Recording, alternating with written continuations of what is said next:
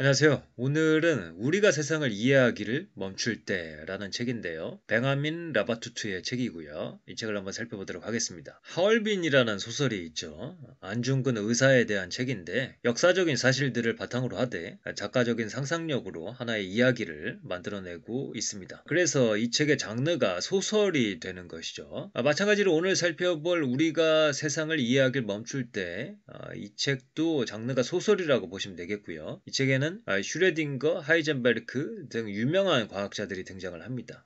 그들에 대한 역사적인 사실들의 일부 근거를 하고 나머지는 작가적인 상상력으로 자유롭게 기술을 하고 있습니다. 둘 다 출판사가 문학동네입니다. 이 책은 과학적인 지식이 있다면 더 재미있게 읽을 수 있는 책인 것 같습니다. 화학에 대한 이야기, 수학에 대한 이야기가 앞에 나오고 책의 핵심부인 뒷부분은 양자역학에 관한 이야기가 나옵니다. 그래서 이 책을 읽기 위해서는 이 학문들에 대한 공부가 되어 있으면 좋을 텐데요. 이걸 좀 모르면은 이 책의 진술을 제대로 즐기기는 조금 어려울 수도 있겠다. 약간 피상적으로 읽을 수밖에 없겠다라는 생각이 들기도 합니다. 사실 이 책에 대한 정보를 많이 얻지는 못한 채 이 책을 일단 읽었습니다. 읽으면서 든 첫 번째 생각은 이 책은 뭐지? 하는 그런 생각이 좀 들었고요.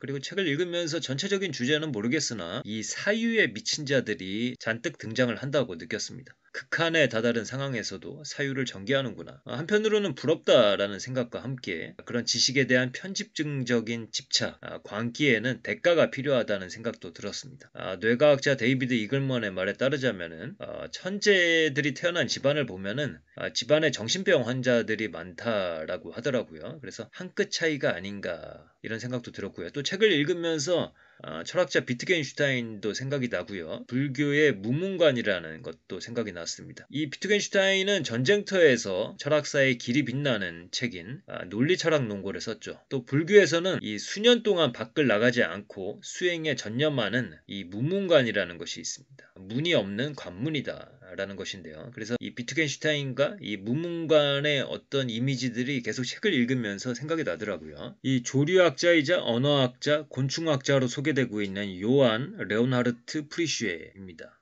그는 생애 마지막 20년을 바친 18권짜리 대작의 부록에 이 절차를 수록했다. 이 책에는 독일에서 자생하는 곤충 300종이 광기에 가까울 만큼 꼼꼼히 정리되어 있다. 그래서 저는 이런 구절을 읽을 때마다 대단하다는 감정을 갖고요. 이 세상에 실행가들, 실용적인 지식들을 활용하는 자들이 있고 얼핏 보기에 쓸모없는 일들에 광기를 가지고 집착하면서 나중에 누군가 그 분야를 기초로 하여 무언가를 이뤄내고자 할 때 그 기초적인 소스들을 제공해주는 역할들을 했던 그런 사람들이 있는데요. 굉장한 존경심을 갖게 되고 필요한 자들이 아닌가 이런 생각을 하게 됩니다. 그 다음에 화학자 칼 빌헬름 셀레의 이야기입니다. 실험실에서 새로운 성분을 만들어낼 때마다 냄새를 맡고 심지어 맛을 보기까지 했다. 그럼에도 이 나쁜 습관 때문에 43세 나이에 목숨을 대가로 치렀다. 그는 간 손상으로 죽었는데 머리부터 발끝까지 전신이 고름집으로 덮였으며 관절에 물이 차서 몸이 마비되었다. 유럽의 어린아이 수천 명도 같은 증상을 겪었다. 그래서 이 과학과 기술의 발전, 현재 세대가 그 결실을 맛보고 있지만 그 성취를 이루기 위해서는 많은 희생들이 있었다는 생각이 듭니다. 무모할 정도의 광기가 인류를 앞으로 끌고 가지만 그 광기에는 방향이 없기에 좌충우돌 하면서 앞으로 가는 것이다. 신중하게 테스트해보면서 심사숙고하면서 앞으로 가야 하는지 아니면 그냥 무모한 자들이 있었기 때문에 그만큼 인류가 앞으로 갈 수 있었던 것인지 이런 생각이 드는데요. 여러분들은 어떻게 생각을 하십니까? 요즘에도 이 인공지능을 놓고서도 이런 논의들이 많이 있습니다. 방향을 물어야 한다는 생각들을 제기를 하는 것인데 그런 생각들은 잘못하면 기술 비관론자로 비춰질 가능성이 높죠. 그래서 일견 촌스러워 보이는 그런 상황에 몰리기도 하는데요. 이런 이야기들은 나중에 기회가 되면 한 번 더 해보기로 하고요. 하여간 오늘은 이 연구자들의 광기에 포커스를 맞춰서 내용을 보도록 하겠습니다. 앞서 비트겐슈타인도 전쟁터에서 논리철학 논고를 썼다고 말씀을 드렸는데 이 물리학자 카를 슈버르츠 실트도 전장에서 아인슈타인 중력방정식의 해를 구했습니다. 아시다시피 전쟁이 제게 호의를 베푼 덕에 집중 포화 속에서도 이 모든 소동을 벗어나 당신의 개념의 땅을 이렇게 거닐 수 있었습니다. 아인슈타인은 몇 번을 다시 읽어야 했다. 내가 이론을 발표한 게 언제였더라? 한 달 전? 아니 한 달도 안 된 것 같은데. 슈바르츠 실트가 이토록 복잡한 방정식을 이토록 짧은 시간에 푼다는 것은 불가능했다. 방정식을 만든 자신조차도 근사해를 찾은 것이 고작 아니던가.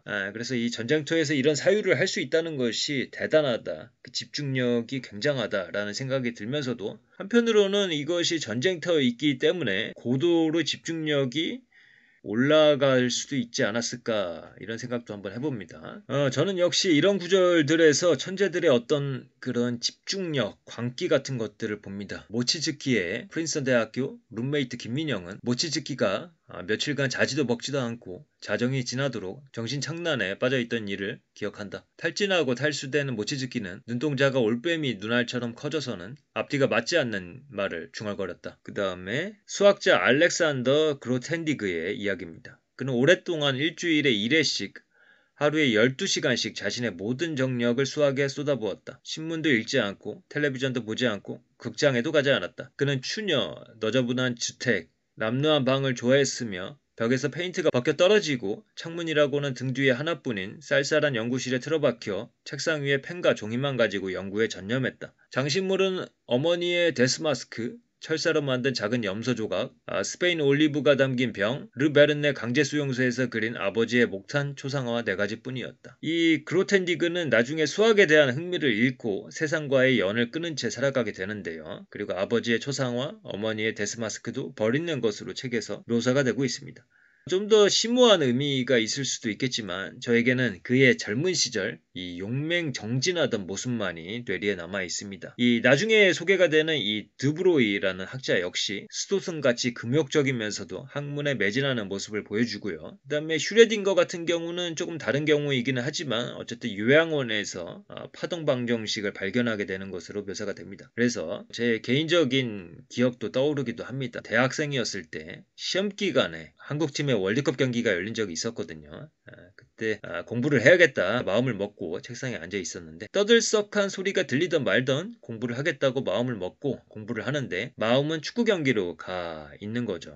그래서 결국에는 못 참고 뛰어나가서 학교 앞 편의점에서 축구 경기를 봤던 경험이 있습니다. 좋게 보면 삶의 밸런스를 어느 정도 찾은 것이고 이 용맹정진의 관점에서 보자면 자신의 일에 집중하지 못했다고 볼 수도 있겠습니다. 그래서 개인적으로는 저의 젊은 시절이 좀 더 엄격한 랭커이자 수행자의 모습이었으면 좋았으련만 하는 생각도 해보게 됩니다. 그래서 이제 하나의 책을 여러 가지 관점에서 읽을 수가 있잖아요. 그래서 저는 이 책을 용맹정진의 관점에서 읽었습니다. 불교의 용어인데요. 이 모든 것을 걸고 수도에 임하는 자세라고 할 수가 있겠습니다. 제가 실제로 이 책을 읽으면서 이 용맹정진에 대한 의지를 좀 갈고 닦는 마음이 들었는데요. 이 연말이기도 하고 좀 더 의지를 다지는 그런 의미로 이 책을 읽었습니다.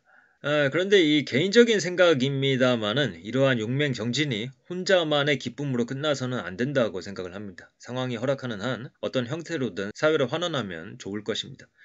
우리가 갖고 있는 모든 것들이 우리 자신이 무에서 유를 창조한 것이 아니기 때문에 이 모든 지식이라는 것은 앞선 세대가 전해준 지식이고 그 지식 위에서 창조성 한 스푼을 섞을 수는 있겠지만 이 대다수의 지식들 우리가 자라면서 누린 학교 교육 그 다음에 뭐 전기, 도로 등등의 인프라 이런 것들이 우리를 키워준 것이기 때문에 사회에 환원을 해야 한다라는 생각이 들었습니다. 내가 어떤 지식을 쌓고 용맹하게 정진하였다고 해서 그것으로 끝나면 안 되는 것입니다.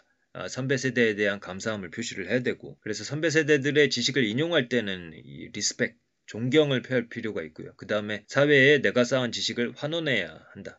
특히 과학자, 공학자들은 사회와 소통을 해야 할 의무가 있다라고 생각을 합니다. 이 과학자, 공학자가 아니라면 그 지식들을 이해할 사람들이 없으며 사회에 그 지식을 전달하고 공동의 관리하에 삶에 대한 적용이라든가 미래에 대한 계획, 정책 등을 함께 사회적으로 만들어갈 필요가 있다라고 생각이 듭니다. 이 골방에 틀어박혀 있다가 어느 순간에는 밖으로 나가는 것이 개인의 인격과 건강에도 좋은 영향을 준다라고 생각이 들고요. 그래서 불현듯 이런 생각들이 떠오르게 하는 이 책의 구절들이 있었습니다. 이 구절을 읽을 때 제가 지금 말씀드린 이런 상념에 젖어들 수가 있었습니다. 그의 성격 중에서 남은 것은 누더기뿐이었다. 끊임없는 명상의 세월이 인간의 인격을 구성하는 가느다란 실들을 갈갈이 끊어놓아 그는 넉마가 되었다. 하이젠베르크가 자신의 새 개념을 뒷받침하는 수학적 근거를 적어둔 종이를 꺼내 건네자 보어는 눈밭에 앉아 읽었다. 하이젠베르크에게 영원처럼 느껴진 시간 동안 보어는 말없이 계산을 검토했으며 다 끝나자 일어나는 것을 도와달라고 말했다. 두 사람은 추위를 떨치려고 다시 걷기 시작했다. 그래서 인간이라는 게 이 간자가 사이간자를 쓰잖아요. 그래서 함께 가는 것 아닌가. 이 학문도 삶도 서로 의지하면서 같이 가는 것이지 혼자만 빛나고 혼자만 즐기고 그러는 것이 무슨 의미가 있을까 이런 생각이 듭니다. 그래서 이 책의 전반적인 주제는 이 깨달음, 즉 각의 시간들을 다루고 있습니다. 여러 과학자들이 어떠한 깨달음에 이르게 됐는지, 어떤 과정을 통해서 깨달음에 이르게 됐는지를 어떤 소설가적인, 작가적인 상상력을 발휘해서 묘사를 하고 있는데요. 이 책 뒷표지에는 에피판이라는 말로 표현이 되고 있는데 역시 이 깨달음과 대동소이한 말이죠. 그래서 책의 전체적인 주제는 그렇지만 저는 그 깨달음에 도달하기 위해서 이 용맹정진하는 모습들의 포커스를 맞춰서 읽었습니다. 그래서 오늘은 짧은 리뷰였는데요. 이 팩트에 기반을 하되 소설적으로 구성이 되어 있는 책이라서 정보성으로 많이 전달하는 것보다는 제가 느낀 점 위주로 정리를 해봤고 이 작품의 진정한 묘미는 직접 읽으시는 분들이 아니면은 좀 느끼시기는 어려울 것이라고 생각이 됩니다. 그래서 특히 이 물리학적인 지식이 있으신 분들은 읽어보시면은 좀 더 흥미롭게 읽을 수 있지 않나 이런 생각을 해봅니다. 저도 이 물리학이나 이런 쪽 전공이 아니기 때문에 조금 이해의 한계는 있었지만은 어쨌든 저는 이 제 나름의 관점에서 조금 의미심장하게 읽을 수 있었던 책이 아닌가 싶습니다. 그래서 아마도 이 책이 올해 마지막 책이 될 텐데요. 저는 이 책을 통해서 저의 의지를 다시 한번 가다듬을 수가 있었고 여러분들도 여러 가지 책들 한번 정리를 해보시면서 마무리를 잘 하시기를 바라면서 오늘의 내용은 이것으로 마치도록 하겠습니다. 감사합니다.